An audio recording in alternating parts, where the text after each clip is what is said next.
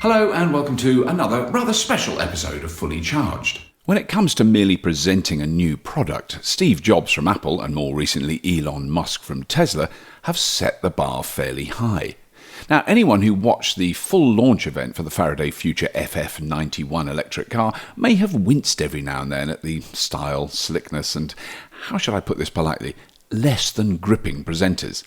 Now, of course, it would be very shallow to judge a new technology merely on the style of the presentation or indeed the style of the team behind it. But I really don't think that Faraday Future did the FF91 any favours.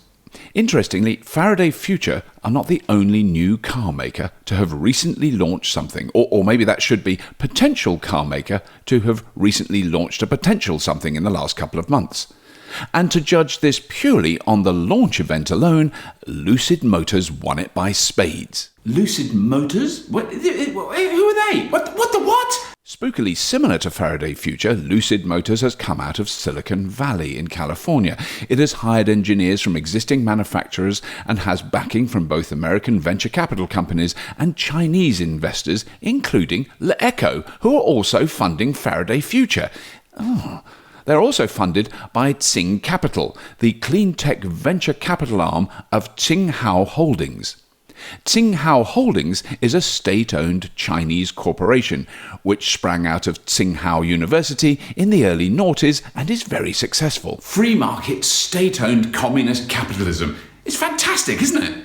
Anyway, during the very slick and informative presentation of the Lucid Air, their contribution to the luxury electric car market, their critique of the traditional automotive sector was insightful and damning. They described traditional automotive manufacturers as stalled, stuck in the past and effectively doomed. Even if they could produce convincing electric vehicles, said Derek Jenkins from Lucid Motors, the success of these cars would also destroy the billions they'd invested in their traditional products. It's a very good point.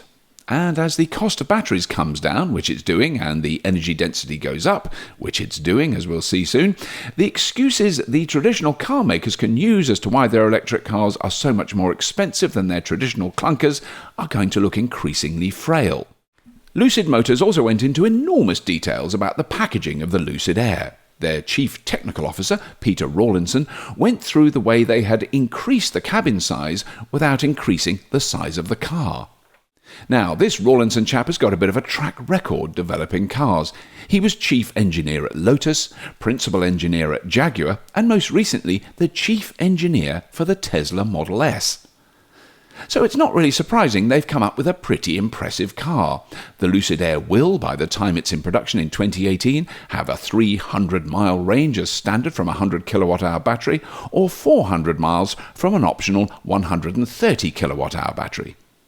It can do the jolly old 0 to 60 in 2.5 seconds, or 5 seconds, depending on which blog you read. Anyway, quite fast enough.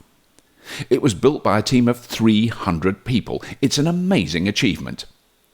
Okay, so no information about how fast it can charge or how it charges or which charges it can use, but that's the same as Faraday Future, and very much not the same as Tesla, who've rolled out an industry-challenging semi-global very fast charging network. And Tesla, who actually have luxury electric cars you can buy now, and massive factories making their own batteries, and a new lower cost model coming out this year, and a CEO who has honed his presentation skills and set a new standard. So it's a tough act to follow, but I have to say Lucid did a pretty good job. It was a really good, interesting launch of their new car, the Lucid Air. Now, I genuinely hope that this car goes into production. I really hope people buy them, and I really hope it's a huge success. It would, of course, be amazing if a Silicon Valley startup started to produce smaller, cheaper cars that more people could afford. I know, it's a crazy idea, but if they just glanced outside their hyper-privileged bubble in Silicon Valley and looked at the rest of the world and thought, wait a minute, We're making really, really expensive high-end luxury cars for a very, very tiny minority of people who all live around us in Silicon Valley. Maybe we should rethink this a little bit. That's all I'm saying. It's a minor criticism. If a Silicon Valley startup actually started making cars that no one can buy, cars that you only sell to car sharing systems, cars that are uniquely designed to enable car sharing to take place smoothly and granularly and frictionlessly.